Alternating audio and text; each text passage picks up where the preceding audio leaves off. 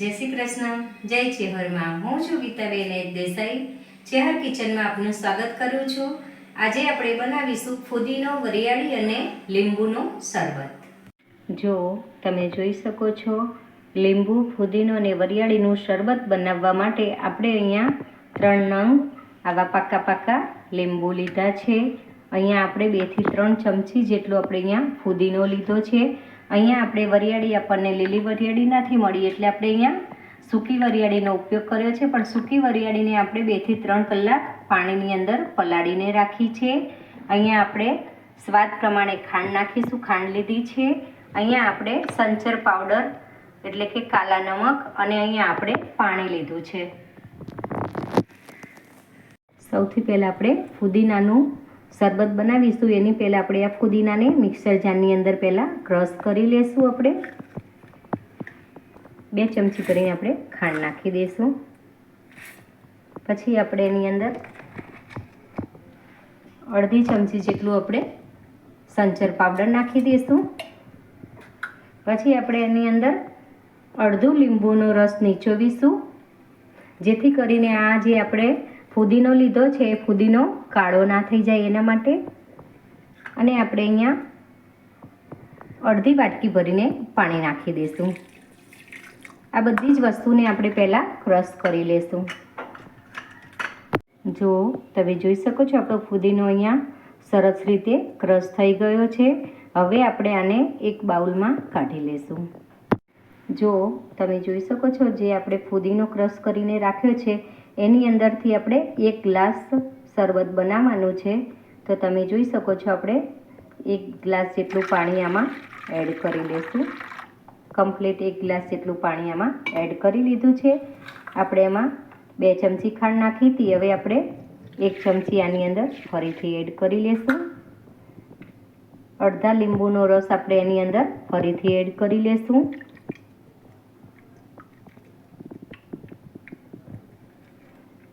અને થોડું સંચર આપણે ફરીથી એની અંદર એડ કરી લેશું, અડધી ચમચી જેટલું. હવે આપણે આને મિક્સ કરી લઈએ. આવી રીતે આપણે ખાંડને ઓગાળી દેવાની છે શરબતની અંદર. આ શરબત આપણે ખાંડ ઓગળી જાય એટલે રેડી થઈ ગયો છે. પછી આપણે આને સાઈડમાં મૂકી દઈશું.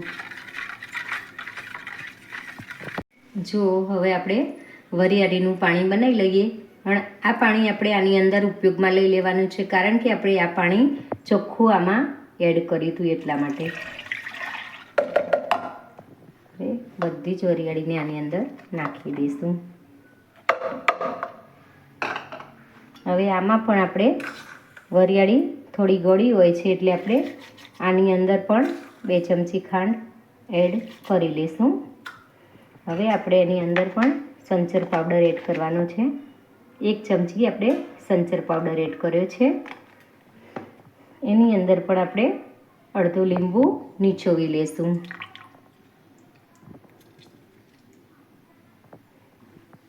એ બધી જ વસ્તુને આપણે ક્રશ કરી લેશું.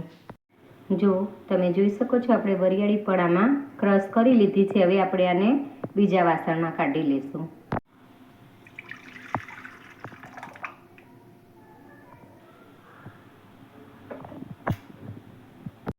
જો તમે જોઈ શકો છો, આમાં પણ આપણે થોડી ખાંડ એડ કરીશું. આપણે અહીંયા વરિયાળી ગળી હોય છે એટલે પહેલાં 2 ચમચી નાખી હતી અને અત્યારે 1/2 ચમચી જેટલી જ ખાંડ નાખી છે. વધારે અહીંયા ખાંડ નથી નાખવાની, કારણ કે વરિયાળી થોડી ગળી હોય છે એટલા માટે. હવે આપણે આની અંદર લીંબુનો રસ પણ ઓછો જ લેવાનો છે, બહુ નથી લેવાનો. પહેલાં આપણે થોડું નીચોયું હતું. હવે આપણે 4-5 બૂંદ જેટલું લીંબુ અહીંયા નીચોયું છે. હવે આપણે થોડો સંચર પાવડર લઈ લઈશું. આટલો આપણે સંચર પાવડર લઈ લઈશું અને થોડું પાણી આપણે એડ કરી લઈશું. આ બધી જ વસ્તુને આપણે મિક્સ કરી લઈશું. હવે આપણે એકલા લીંબુનું શરબત બનાવીશું. તમે જુઓ, આપણે ગ્લાસ જેટલું પાણી અહીંયા લીધું છે. અહીંયા આપણે 3 ચમચી ખાંડ એડ કરીશું. આપણે અહીંયા 3 ચમચી ખાંડ એડ કરી છે. હવે આપણે અહીંયા અડધી ચમચી સંચર પાવડર એડ કરવાનો છે. હવે પહેલાં આને ઓગાળી દઈશું. ખાંડને આપણે અહીંયા આવી રીતે જ ઓગાળવાની છે.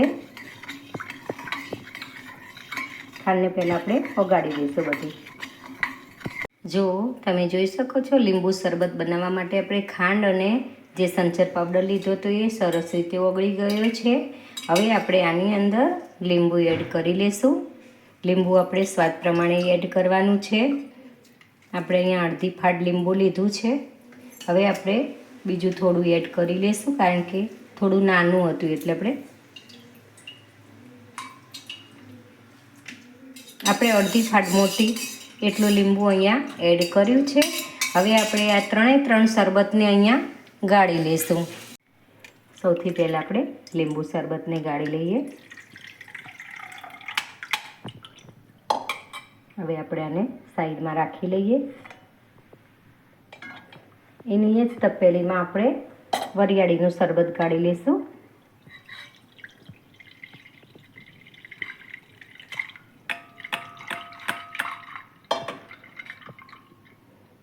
આવી રીતે આપણે દબાવીને ગાળી લેવાનું છે, જેથી કરીને વરિયાળીનો ટેસ્ટ બધો આપણે શરબતની અંદર આવી જાય.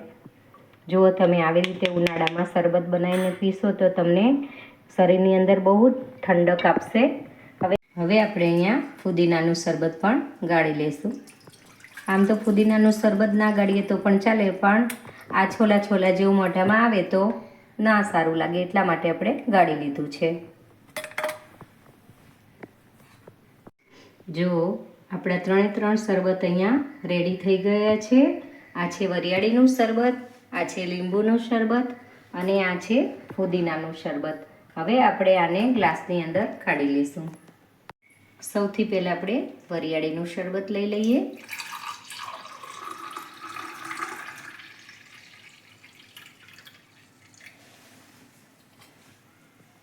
હવે આપણે ફુદીનાનું શરબત લઈ લઈશું.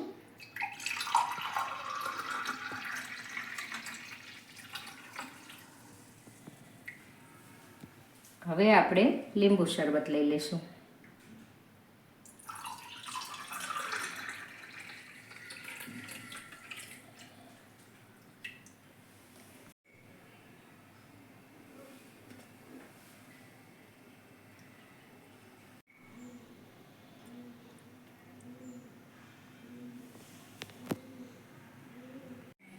જો તમને મારી આ લીંબુ શરબત બનાવવાની રીત પસંદ આવી હોય તો મારી ચેનલ ચેહર કિચનને લાઈક કરો, શેર કરો અને સબસ્ક્રાઈબ કરવાનું ના ભૂલતા.